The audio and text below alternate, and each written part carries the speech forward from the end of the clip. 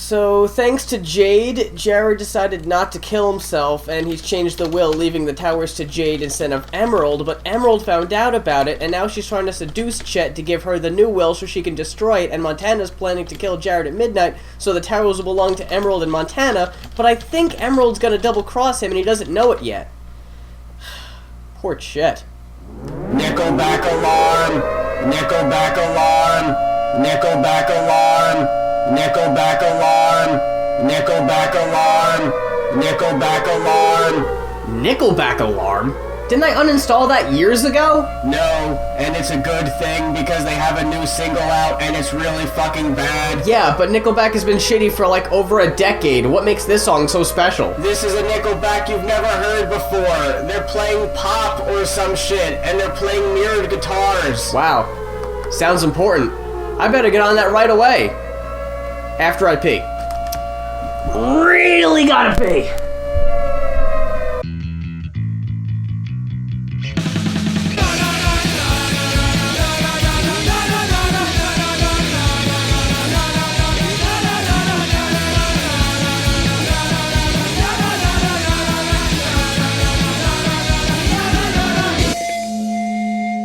So what's all this I've been hearing about a new Nickelback single? I didn't even know they had a new album out.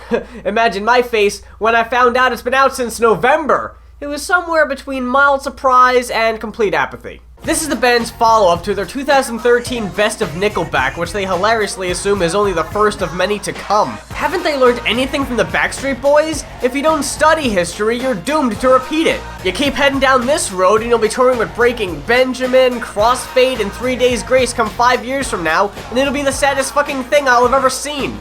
As for their new album, I thought I remembered seeing the cover before, but it was just my mind playing tricks on me. Tell me these two don't look similar. And the funny thing is that the Raw theme for about 2 or 3 years was a Nickelback song, so you can see how I could have fabricated that memory. My brain does some stupid things sometimes, like tell me to review a new Nickelback single, for example. I'm not gonna lie though, I'm really excited to share this new video and song with you, and I hope you haven't seen it yet. Oh, wait, I wasn't supposed to have seen it yet either. Kayfabe's dead. The video starts with these two young ladies following an anonymous tip. Wait, you sure this is the right place? Yes.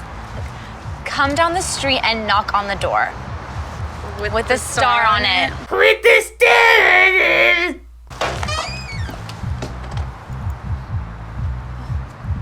Come on, children. Ugh, what a fucking creep. Either he's being a sleaze or he honestly can't tell if they're children or not. I mean, how is he to be sure when he didn't even card them? He didn't even card them! Hello? I'd like to blow the whistle on a horribly irresponsible discotheque? Yes, the one down the street that has the door with the stairs! She's got me nervous, talking 100 miles an hour. What is this? Isn't it fantastic? Glorious even? We're witnessing one of the most desperate attempts to cling on to whatever tiny shred of relevance these guys had left. It would be sad if I gave a shit about them, but I don't, so it's hilarious. So what exactly are we looking at here? We got Nickelback in suits playing pop music. Is this a joke? The album's new. Brand new. If you like the old cereal, we're hoping you're gonna like the new cereal. That's not to say that it's gonna taste the same, but we hope you like it. Oh please, don't besmirch the name of poor defenseless cereal by comparing it to your newest musical outpourings. So what do we have here? Kroger Crunch, with bits of real mirrored plastic in every bite? Or Nickel Bran, with 2 scoops of shit? Either way. Breakfast is ruined. I love when she says, what's wrong with right here on the counter? This is another one of those edgy love songs Nickelback puts out every so often, trying to paint old Chad to be a bad boy. And don't you love how subtle they're being with the whole disco thing? I can't believe how much corny this is compared to their older stuff. That's Nickelback for you, constantly setting new standards for dad rock. Funky little monkey, she's a twisted trickster. Everybody wants to be the sisters, Mr. Coca-Cola roller coaster. I sure hope they weren't expecting to get an endorsement deal out of this. Nickelback made it a point to make their new album their most diverse, but the rest of the album is pretty forgettable, especially their cookie-cutter leading single, Edge of Revolution. However, in She Keeps Me Up, the boys do their best Maroon 5 impression with lyrics that would make that dude from Train shake his head. I got some stuff getting kind of Funky. Good day, I represent a struggling R&B vocalist. Can she play your club on May 18th?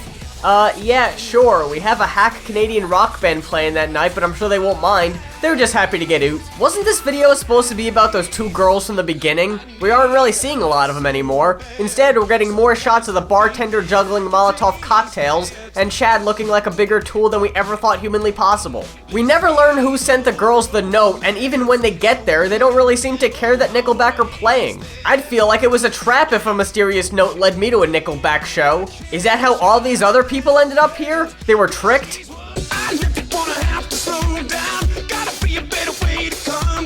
In case you were wondering, don't worry, I looked it up for you, and this is the only song off their new album that sounds like this. Besides She Keeps Me Up, most of the other tracks are your generic rock tunes most OG fans would enjoy. Nickelback would like to think they're really switching their game up, but they realize how narrow-minded their audience is and don't stray too far away from their tried and true formula. I had Florida come over to the house and do this rap, and I didn't tell anybody. His son's reaction, I think, is one of my, that's my favorite story.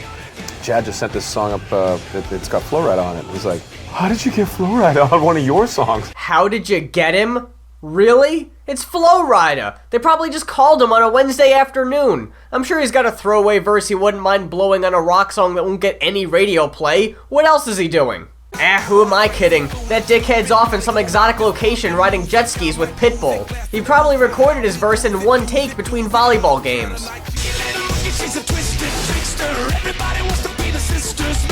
You guys have been asking for a top 10 worst Nickelback songs video, right? Well, here you go. Number 10, Rockstar. Number 9 through 1, The tower of power, too sweet to be sour, funky like a monkey, ooh yeah.